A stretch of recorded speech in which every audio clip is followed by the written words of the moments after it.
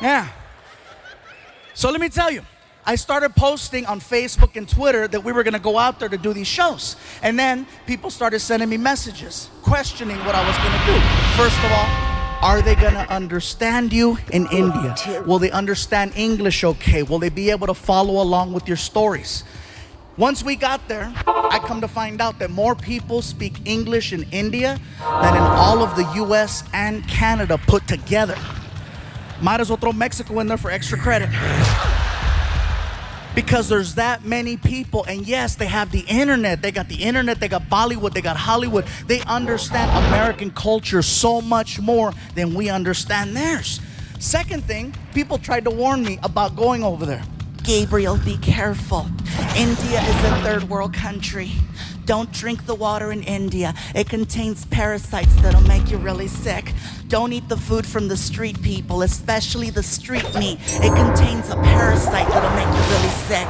And most importantly, there's a lot of crime over there. Don't stay out late. When the sun goes down, you go down. I'm like, is it that bad? Parasites. So I'm like, let me get this straight. There's a lot of crime. Don't stay out late. Don't eat any of the food from the street vendors. And don't drink the water. Why does that sound familiar? That's Mexico!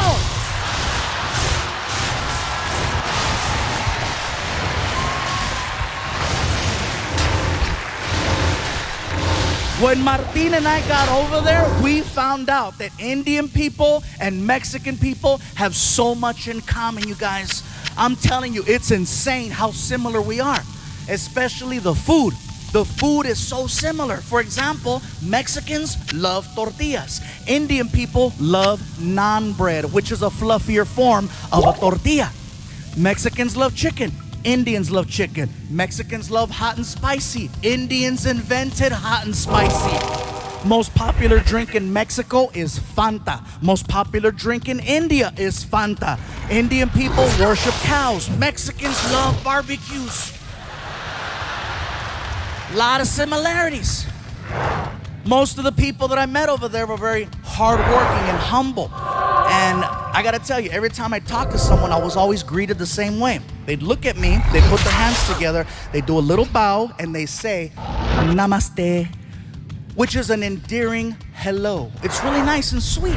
And then I noticed that Indian people, when you're talking to them, do this thing with their head, where it will begin to move side to side as they're speaking. Now, at first when you notice it, you think, oh, he slept wrong. He just got a kink in his neck. Get a Tempur-Pedic! Now, when they start speaking, their head starts moving. And I noticed this. The guy is checking us into the hotel, and he's really cool. He's like, listen, if you have any problems at all, okay, you call the front desk, you press 0. We will send somebody to your room to help you. Whatever you need, we got it for you right here, okay? It's very good. Now, one thing I notice is the more they talk and the more excited Indian people get, the more the head starts to move around. Somebody at the hotel yelled out to the clerk, that's Fluffy. And the guy was like, oh my God, I don't believe it. I can do it. I thought it was you. I thought it was you. Oh my God, I can't believe it. This is so crazy. Oh my God, Fluffy, Fluffy, Fluffy. Even crazier than that is that the mouth is actually connected to the neck. When the mouth stops moving, the head stops wherever the mouth left off. And when you see Indian people talking to each other, you can see it. Okay, let me tell you something. Okay, okay, hold on. Wait, hold on, wait, okay. Like if you're Indian and you stutter, you are so screwed. Somebody stop him!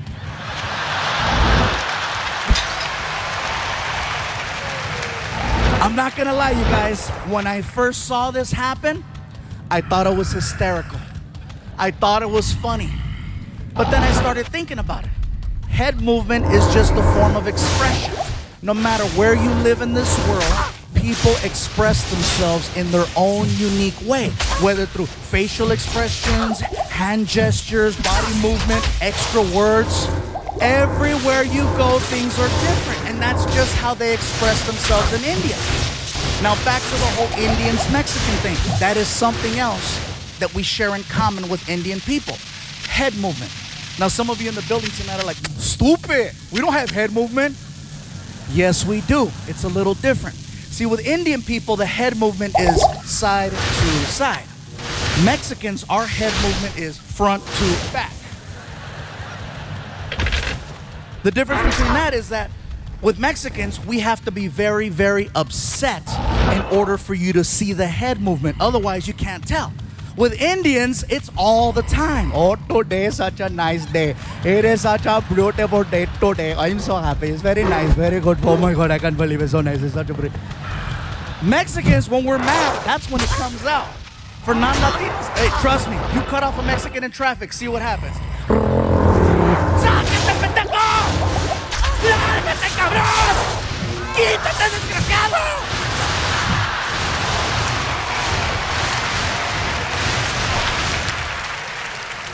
That's funny. I don't know why the black people are laughing. You guys take it all. Oh, no, you didn't. Oh, hell no. I know he ain't talking about me. I hit a bell. I hit a bell.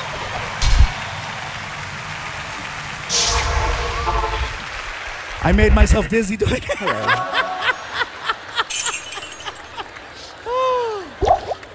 So let me tell you guys, if you ever get the opportunity to travel to India, I encourage you to check it out.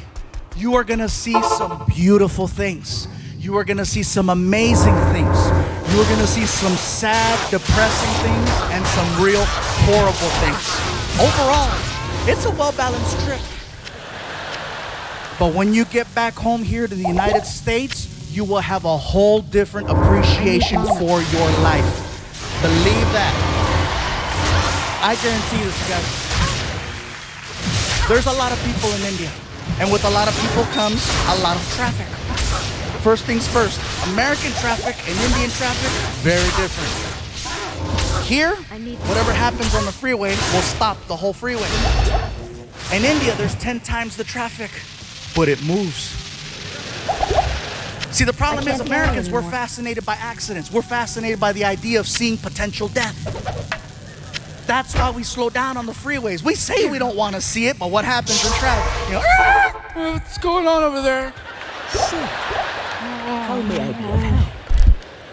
There doesn't even have to be a collision. You could be on the 101 freeway and a car has a tire blowout and it spins. Doesn't hit anything. It's now facing oncoming traffic. You know what happens to the rest of the freeway? Even on the other freeway where there's no accident. And again, what's going on? What's going on? I'm sorry. Hey, somebody might be dead. Sorry. In India, if there's an accident in the middle of the street, you know what they do? They drive right around it.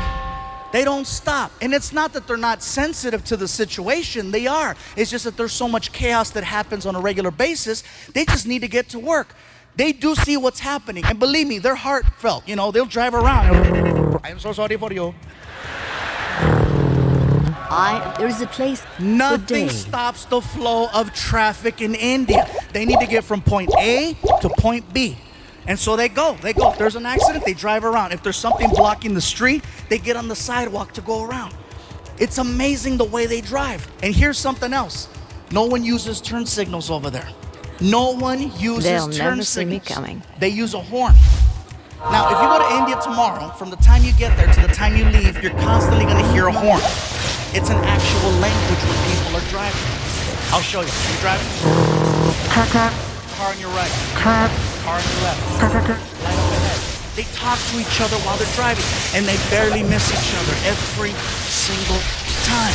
Also, you'll be on the 101 freeway here, and there'll be 6 lanes. In India, you'll see 6 lanes, but guess what? You'll see 12 cars across. Yes, they have lines, but they're basically there to let you know more or less the direction you might want to go in. They're this close to each other. And even at the light, they communicate. You see everything. Cars, trucks, vans, motorcycles, pedestrians, cows, children, all waiting for the light. And they talk at the light with the horn. Very good, you can go, you can go. Welcome, you're welcome, go. Nothing stops the flow of traffic over there. Indian people drive. Think of ants. You know how ants travel in a straight line? And if there's something in the way like a rock, ants will split up, go around the rock and reunite, or climb over the rock. Worst case scenario, they dig a hole and go under the rock.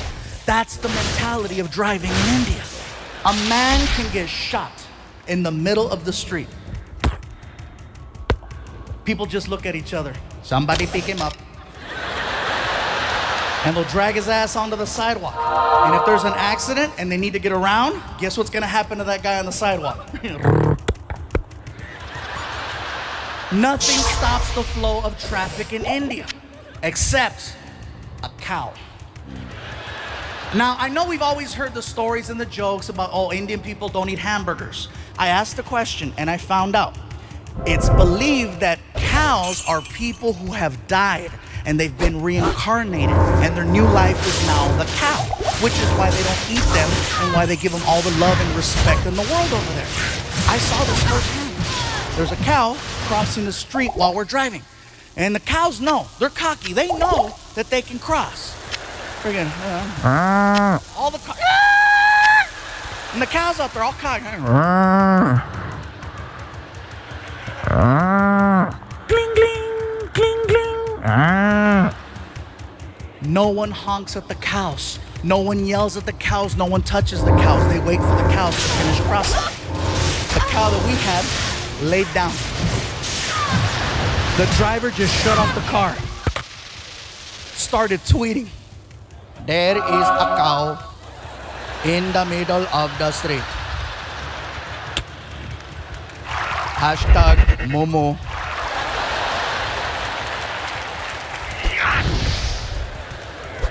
I asked the driver, what's going on? Sir, there is a cow. I see that there's a cow. Are you gonna honk at it, go around? What's gonna happen? We cannot honk at the cow. We must wait for the cow to move. You're kidding. I am not kidding. We must wait for the cow. We drove past a dead body 15 minutes ago. That is probably him.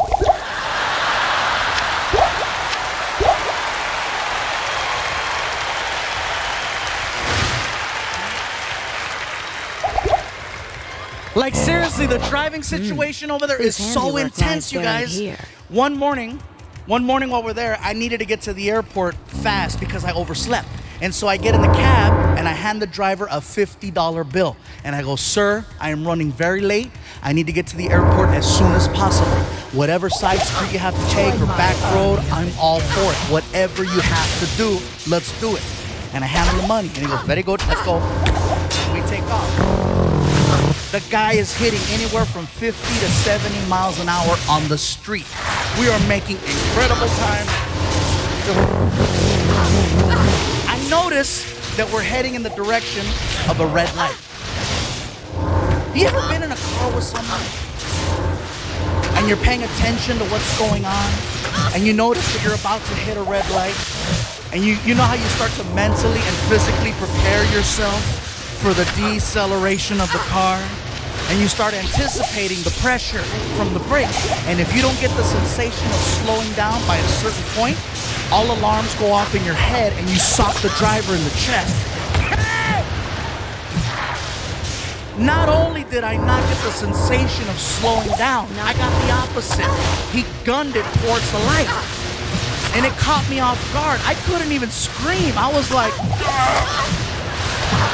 and then I got air. Hey! Pull over! Pull over! He didn't even know what he did. He looks at me, he goes, what is wrong? What do you mean, what is wrong? Dude, didn't you see the red light? As calm as can be. Didn't you see? There was no one there. You told me, whatever you have to do, okay? Whatever you have to do, you do. Do you want to yell or do you want to make plain?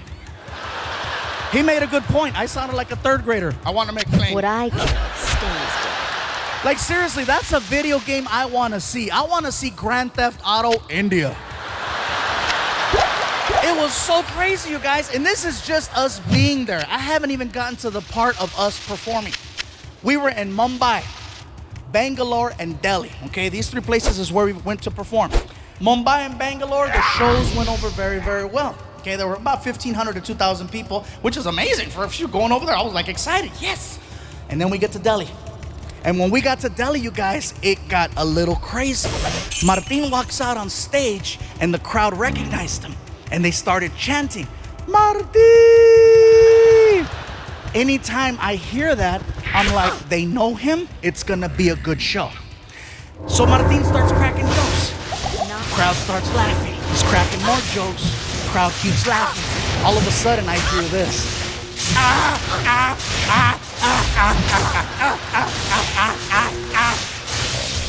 Martin doesn't say a word to them. He gets off stage, next comedian comes out, and then Martin comes over to me and he says, bro, I don't know what's going on, man. I don't know what's going on out there. There's these 3 guys in the front row. They're laughing like Klingons from Star Trek. I'm not gonna address them. I'm gonna save them for you. I was like, oh, thank you. So then Martin goes back out there on stage and he introduces me. Ladies and gentlemen, Gabriel Iglesias. And then I run out on stage and the crowd started chanting, Fluffy, Fluffy. And I was like, whoa, what's up, Delhi? And I start cracking jokes, start getting laughs, start cracking more jokes, start getting more laughs. And then it happened.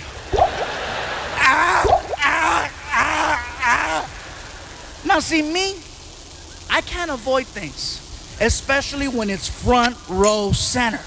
So I addressed it. I came right out and I said, well, hello. I said, what do we have here? I said, so where are you guys from? And the guy in the middle looks at me and he goes, we are from Germany. I said, cool, we have Germans in the house. And the whole crowd got really weird. You could hear them. They freaked out because they thought I was gonna start making fun of the German people. And one guy even stood up. Don't do it! Don't do it! Don't do it! I go, relax, bro, have a seat. Don't do it! I'm not gonna make fun of the German people. That's the last thing I wanna do is offend them. I don't wanna end up outside in an alley somewhere freaking in 2 hours. And this is the last time we are going to tell you, do not make fun of German people. As I'm doing this joke about a German kicking me on the floor with the accent, here's where it gets crazy. I get hit in the side of the head by a bat. Listen to what I just told you, Bay Area. I get hit in the side of the head by a bat. Not Major League Baseball. I'm talking about, I'm gonna suck your blood.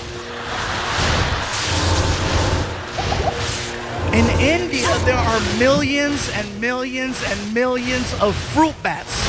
And one of them, actually 6 of them, made it inside of the building. And they're flying around and they're hanging out in the rafters. And one of them decides to fly down.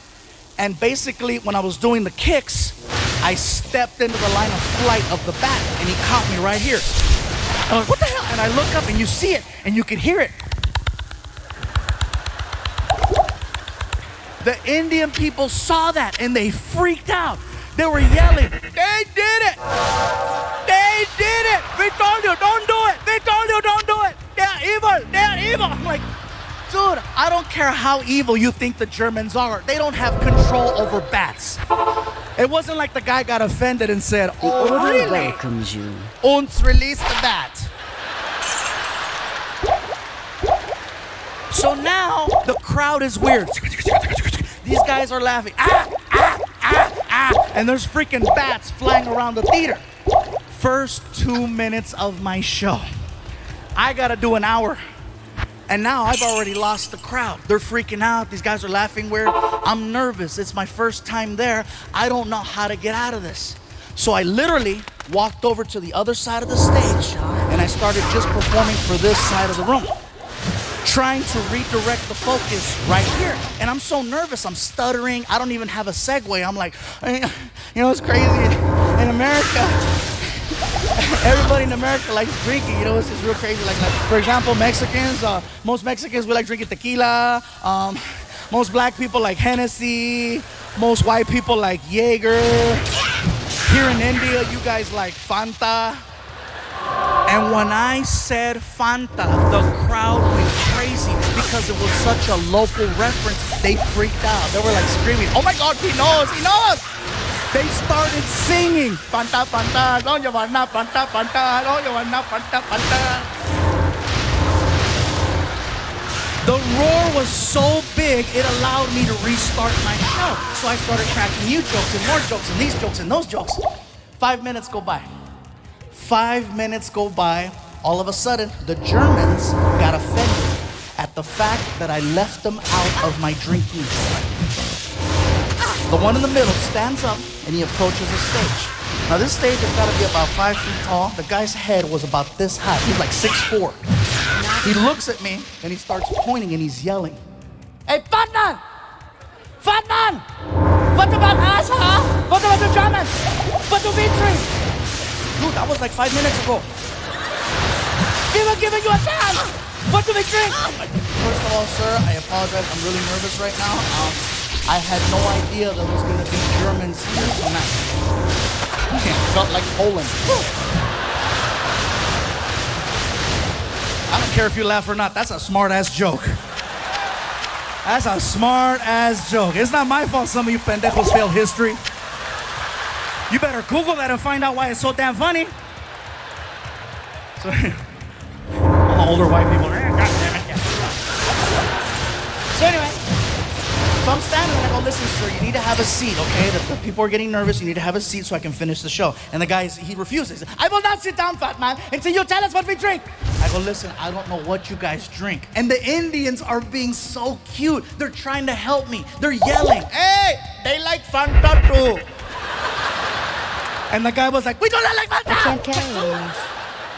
I go, sir, please have a seat. I will not have a seat until you tell us what we drink. I can't use this Tell yet. us, fat man. I go, listen, sir, you need to sit down and you need to stop calling me fat man. Now it's starting to bother me. This is like the 6th time he does it. And I didn't just lose 100 pounds to now get called fat man.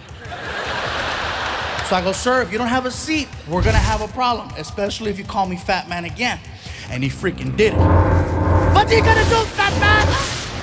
What do we drink? Even Martin, who's behind the curtain, knew. He knows when I'm at that point where I've crossed over. I can hear him in the back. Don't do it. Too late, Fluffy's pissed. So I said, you want to know what you drink? Tell me.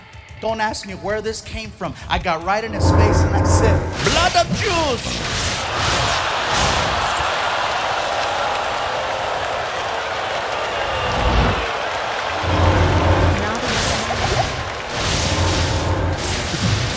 Now see, automatically you guys gave me a whole different reaction.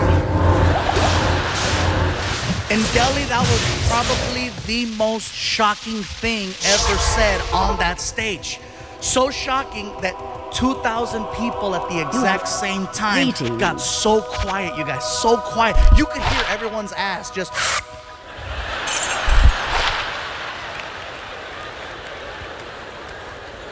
And I'm still standing there, my hands out. Have you ever said something that was so bad? And I mean, you knew it was bad as it was coming out of your mouth, and you're trying to stop it, but it's too late, it's already out, and you're like, no.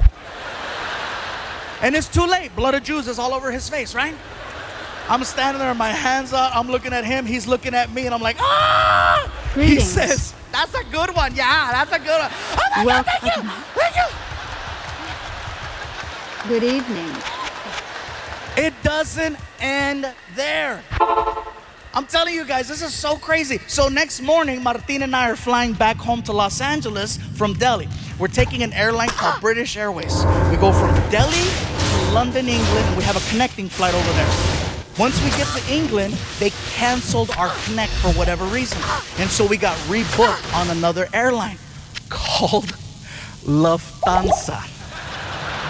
It's a German airline. Now, this is why I believe in karma. Seriously, Martin's like, really? Blood of Jews? I'm like, I know. I felt like they phoned ahead. Ons, take care of Fluffy. So I put down my credit card. I made sure that Martin and I got upgraded to at least their business class because it's like a long flight. And so we're in there, we're on the plane, and the plane takes off. About 20 minutes into the flight, we're just sitting there, we're laughing. And the flight attendant, she starts coming down the aisle with a little cart. Okay, she's coming down the aisle and she sees me She goes, Hello, sir. do you have a preferred drink of choice today? Martin looks at me, taps me in the chest, and he goes, hey,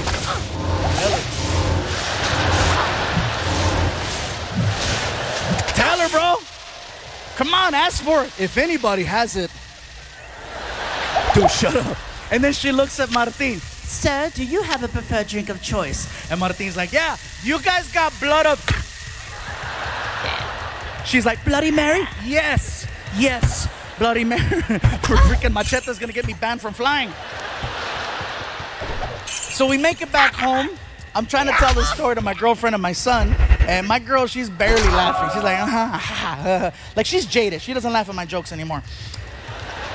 My son Frankie, on the other hand, he is dying. And I'm like, really? He's 16 years old. I go, really, Frankie? You thought that was funny? He goes, yeah, it's funny. I go, what was so funny about my story? He goes, those people you're talking about.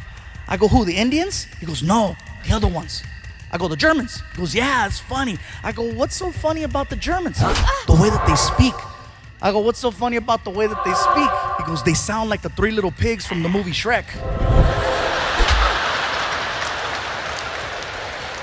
I had to go on YouTube and freaking find it, and sure enough, all three little pigs. Hello, Shrek. I was just waiting for one of them to go, fat man.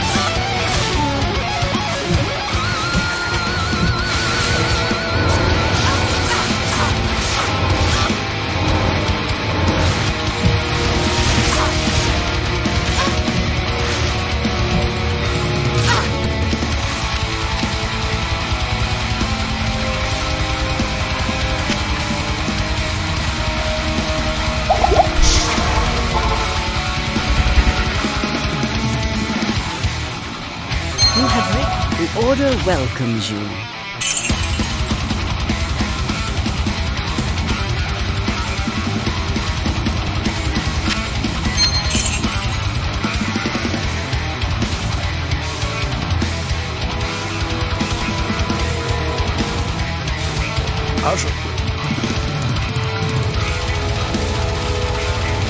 Good day.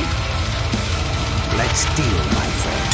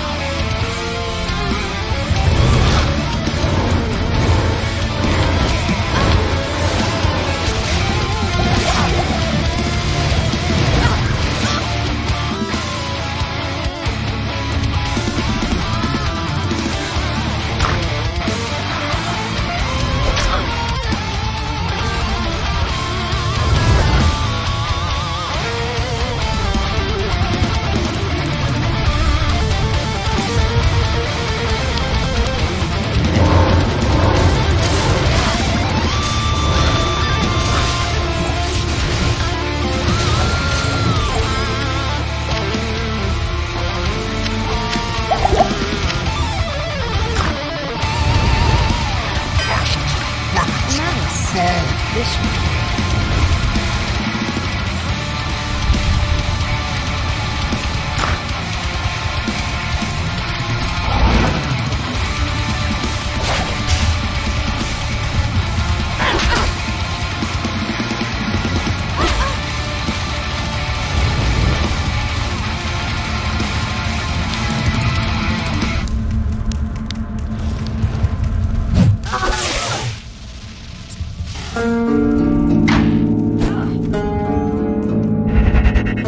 Try and cage me.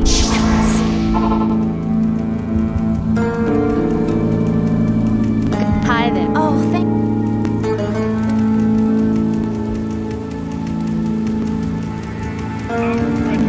The Order welcomes you.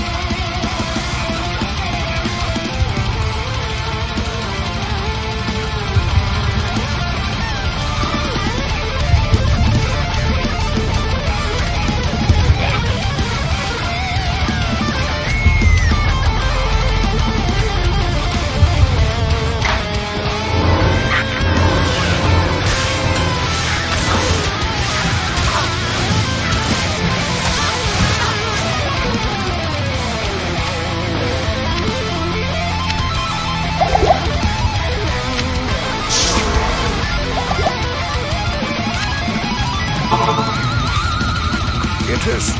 Stay a while and listen. Greetings.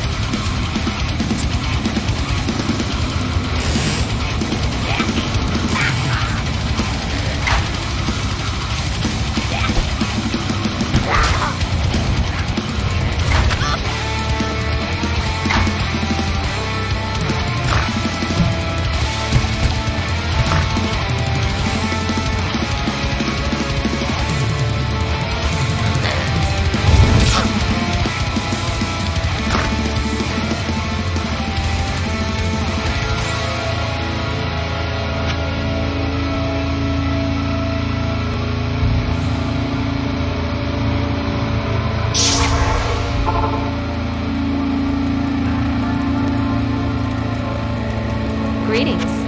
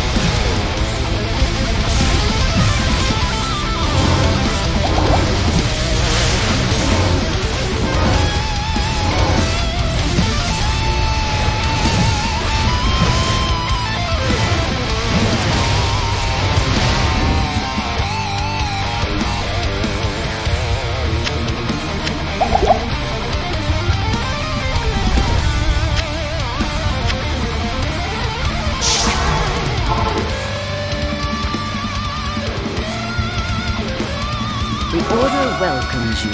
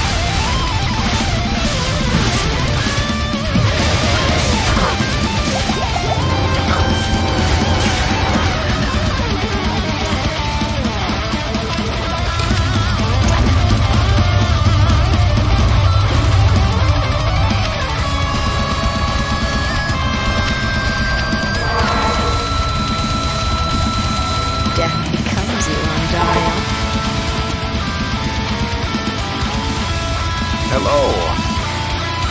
This, good day. The caravan. Yes?